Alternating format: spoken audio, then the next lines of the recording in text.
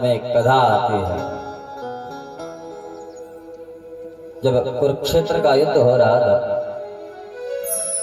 पितामह भीष्म ने प्रतिज्ञा ले रखी है कि तब तक युद्ध करूंगा जब तक कृष्ण अस्त्र न उठाए। और भगवान कृष्ण ने भी ये प्रतिज्ञा ले रखी है कि इस युद्ध में मैं अस्त्र ही नहीं उठाऊंगा। अब विचार कीजिए, भक्त कहता है कि तब तक युद्ध करूंगा जब तक मेरे प्रभु अस्त्र न उठाए, और भगवान कहते हैं कि मैं अस्त्र उठाने वाला ही नहीं हूं। तो उस रण के क्षेत्र में पितामह भीष्म ने जब बाणों की वर्षा की, भगवान घबरा गए कि तो पांडव वंश तो नष्ट कर देंगे।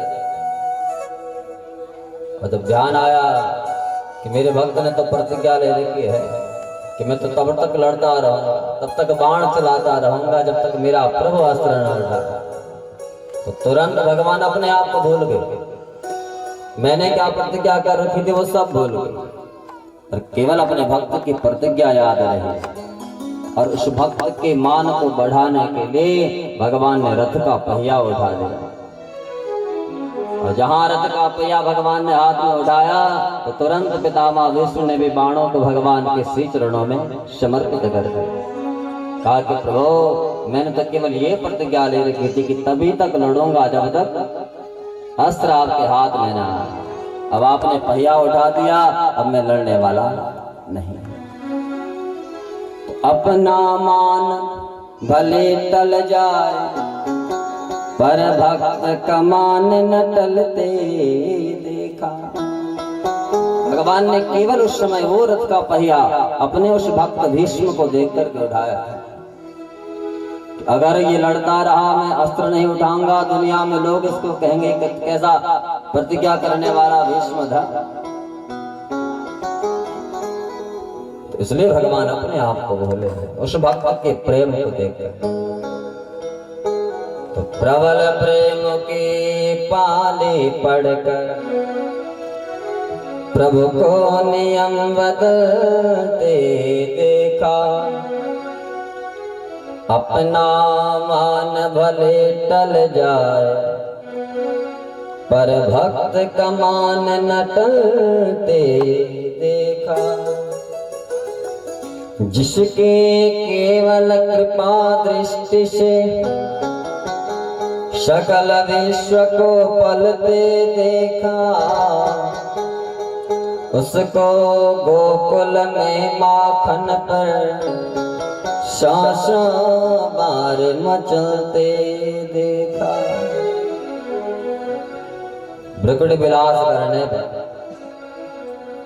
भ्रकुट विलास सृष्टि लय हो, जहां सृष्टि का प्रलय हो जाता है, वो परमात्मा अपने भक्तों पर इतना रीझ गया कि उसको गोलोक से धरती पर आना पड़ा। बोले कहाँ? बोले गोकुल। किसके यहाँ? हाँ, भागवत की कथा सुनिए। किसने सुनी? अच्छा, किसी ने नहीं सुनी? इंदौर तो धर्म नगरी है। अच्छा, फिर किस सुनी ही नहीं? किसने सुनी? भगवान का जन्म कहाँ हुआ था? हाँ?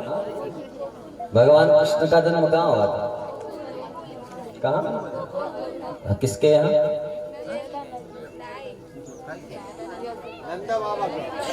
नंद बाबा के यहाँ। भगवान का नाम तो वासुदेव था। हाँ, ये व्यासपीठ संवाद के लिए है। यहाँ परीक्षित प्रश्न करते हैं और सुखदेव स्वामी उत्तर देते हैं। देखिए, महाराज जी ने तो फिर तो आप पर कृपा की, तो किसी ने कथा ही नहीं सुनी। आज के बाद आपको रोज कथा मिलेगी। भगवान का जन्म हुआ था मथुरा में, जब मैया देवकी और वसुदेव जी कारागार में कैद थे। कारागार में भगवान आए और अपने माँ देवकी और वसुदेव से कहा था कि मुझे गोकुल में छोड़ दो।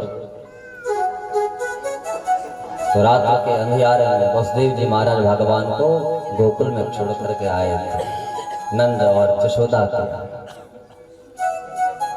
तो बचपन भगवान का आनंद और जसोदा के पास गुजरा है, इसलिए वो भगवान के पालक माता और पिता है। जन्मदाता तो देवकी और वसुदेव और पालक नंद और यशोदा। तो वो भगवान वहां गोकुल में क्यों गए? बोले गोकुल में इसलिए गए कि ब्रजवासियों ने भगवान को पुकारा। भगवान ने विचार किया मैं तो यहाँ भगवती लक्ष्मी के पास में बैठा हूं, वहां मेरा भक्त मुझे पुकार रहा है, तो भगवान से रहा नहीं।